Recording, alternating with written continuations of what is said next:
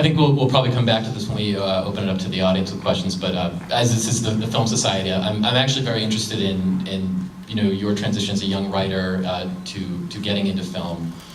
Your first work, it was a television job. I mean, I think it's Roseanne, is that correct? Yeah, that was my first job. So was that, did you always want to do television? I know that you come from a television family, or did you go out to Hollywood to work in film or television? How did that work? I would never do television.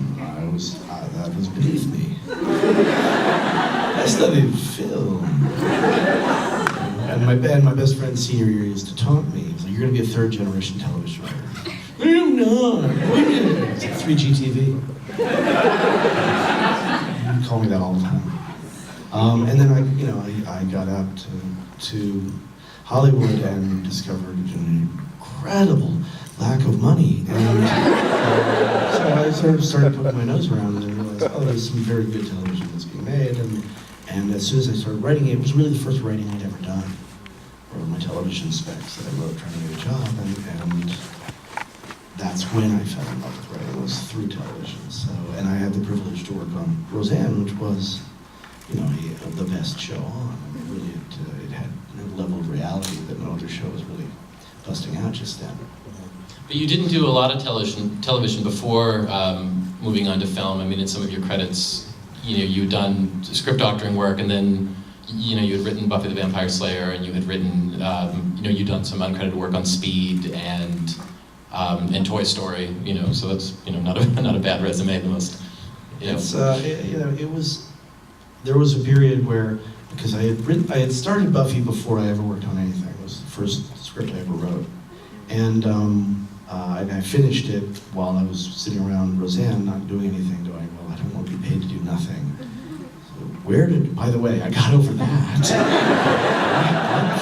I can't, who was that young man? That rash young man? He had hair. I don't recognize him. So I was working on the Buffy script, and at some point, TV was starting to go well, but it was kind of a disaster on Roseanne, and Parenthood. It was a good showrunner, good cast, also a disaster, and I was getting tired of it. And then there was this thing of, we might be able to get this movie made, and my agent pleaded with me, he said, "Don't leave television and do Buffy the Vampire Slayer." And then I did, and then I got, from having done that, a couple other things, Speed and Alien, and I started to get a lot of work as a screenwriter. And then about 4 years later, my agent begged me, "Don't leave the movies, make Buffy the Vampire Slayer." So I don't listen to him. That actually isn't interesting, not to bring up maybe a bad memory, but you've always, reading interviews, you've always been very candid about sort of your reaction to some of the end products of scripts that you had written where you were sort of less than pleased with the result, with Buffy, for instance, and specifically with Alien Resurrection.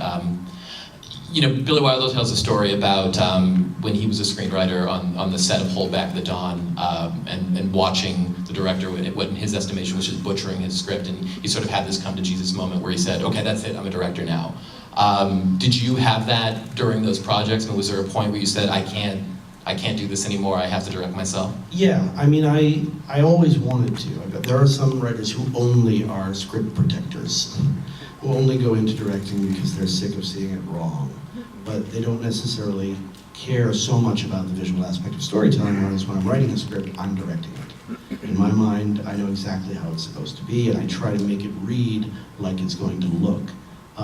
It's very much a combination of words and pictures from the start. So it was something that I wanted very much. But yes, a certain amount of umbrage, a certain amount of heartbreak. The script doctoring and working as a screenwriter was killing me. I was doing very well and I was dying, and I finally just said, the next moron who ruins one of my scripts is going to be me.